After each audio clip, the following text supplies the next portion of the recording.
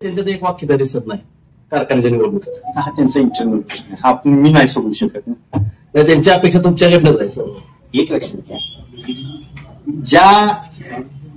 ज्या संस्थेच्या कार्यक्षेत्रात किंवा ज्या संस्थेचा मी सभासद आहे त्या ठिकाणी मी इंटरफेअर करणं हे फार चुकीचं आहे. त्यांचं म्हणणं काय आहे, त्या तीन नेत्यामध्ये एक वाक्य ठेवलं झालेलं आहे, तुम्ही पुढाकार करून त्यांना एक वाक्य करायचं असं सभासदांच्या मधलं कल आहे. ते माझं काम. बाजार समितीचा पॅटर्न ही वेगळी बाब आहे. प्रश्न काय केली की विद्यमान बाजार समितीचा पॅटर्न याचा अर्थ पृथ्वीराज चव्हाण, उदयसिंग पाटील, मनोज घोरपडे जे काही त्यांची आणखी पॅनल प्रमुख हे आहेत ना,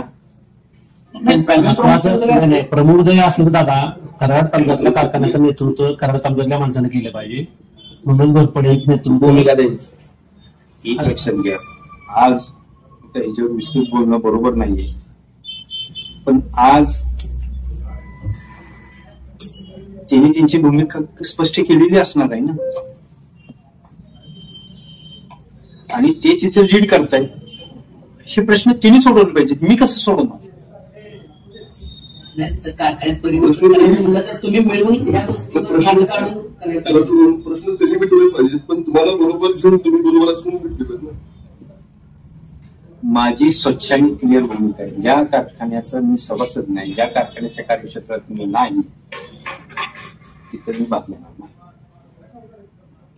थोडक्यात सह्याद्रीमध्ये तुमचा सहभाग नसेल, उघड घेणार नाही, जरा कौसात घ्या. उघड आणि जडून का विषय येत नाही ना. रेस संघटनेच्या संचालक पदासाठी उमेदवार आहेत, ती सभासद आहेत ना. ओके, ते रेस संघटनेची पण आहेत. बरोबर आहे, ते सभासद आहेत, पण ते सभासद आहेत. मी सभासद नाही. तुम्ही नेतृत्व आहे ना, तरी तुम्ही रेस संघटना पूर्ण ताकदीनं काम करते सह्याद्री कारखान्यात. बघा, मी फिरवायचा विषय नाहीये, तिथं ताकदीनं ती काम करतात की नाही करतात ते हा त्यांचा शेवटी आहे. बघा, ज्याच्या पोटात दुखतं तो रडणार ना. आता त्यांना तिथे काही त्रास असले तर त्यांनी निर्णय घेतले. कार्यकर्त्याला ताकदीचं काम नेतृत्व असतं, नेतृत्वात असतं. तर तुम्ही आहे की जरा काय त्यांना प्रत्येक गोष्टी कशाला प्रत्येक मीच भाग घेतला पाहिजे असं काही नाही ना. 21 तारखेला चिन्ह वाटप झाल्यावर बॅनरवर आणि जाहीरनाम्यावर तुमचा आणि काकांचा फोटो असणारच आहे. काकांच्या फोटोच्या संदर्भात विषय असा आहे, एकतर काका जिल्ह्याचे नेते होते,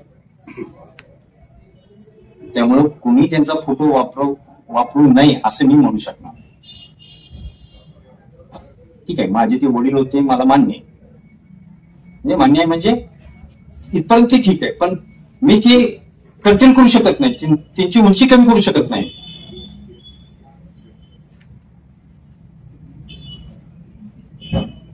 व्यक्तीचं बरोबर आहे, कारण काकांनी अनेकांना मदत केलेली आहे.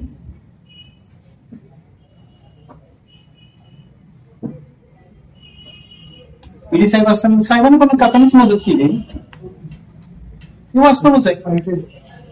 मदत पण केली होती, एक दोनदा विधान पॅनल पण टाकलं होतं. बघा, राजकारणामध्ये सगळे दिवस सारखे नसतात.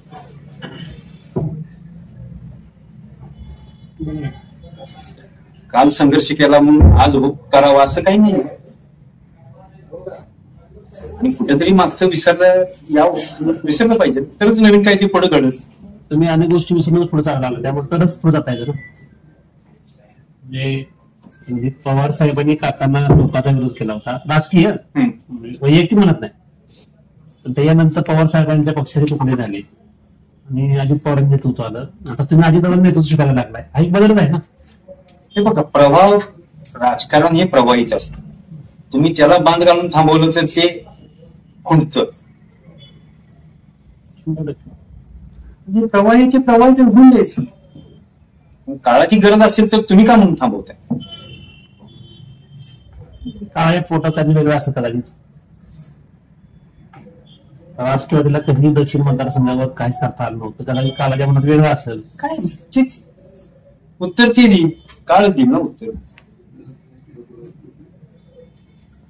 जरा आज युती आणि आघाडी, तर युतीच्या मित्र पक्षाला किंवा तुमच्या युतीमध्ये जे आता मित्र पक्ष आहे त्यांचे काय म्हणजे त्यांनी तुमचं स्वागत केलंय की तुमच्याबद्दल काय त्यांच्या मनात हे बघा मी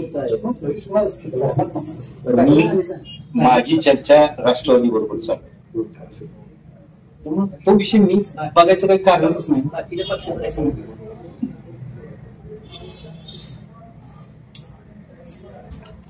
आणि ज्यांच्या बरोबर चर्चा चालू आहे हा त्यांचा विषय. तरी भविष्यात आता युतीचं राज्य कारभार चालू असतं पुढच्या विधानसभेला मग आतून बसलेला डावलून अजित पवार गटाला तेच बोलतो ना आता कामाच्या पोटात काय आहे काय सांगता येत हे अजून 4.5 वर्ष आहे. विधान परिषदेत आता 3 महिने झाले 9 महिन्यानंतर मगाशी सांगितलं ना मी त्यांना काही मागितलेलं नाही आणि त्यांनी मला काहीही देतो म्हणून सांगितलं दादा की आम्ही अमुकच तुम्हाला देऊ. अजिबात अशी गिव्ह अँड टेकची कुठलीही या ठिकाणी चर्चा झालेली नाही. दादा लक्ष्मण काका आणि काका मैत्री सगळ्या जिल्ह्याला म्हणतात ह्या घडामोडीमध्ये लक्ष्मण काकांचे चिरंजीव आणि म्हातारी दोन्ही चर्चेनं तेच मध्यस्थी होती. म्हणजे जुना जो सातारा जिल्हा होता काकांचा विचार तुझ्या मुळात चर्चेला बेसच तो आला. चर्चेचा बेसच तो झाला. जिल्ह्यात राष्ट्रवादी काँग्रेस वाढवायची. आता ज्या दिवशी प्रवेश होईल त्या दिवशी ह्या सगळ्या गोष्टी मला स्वीकाराव्याच लागणार.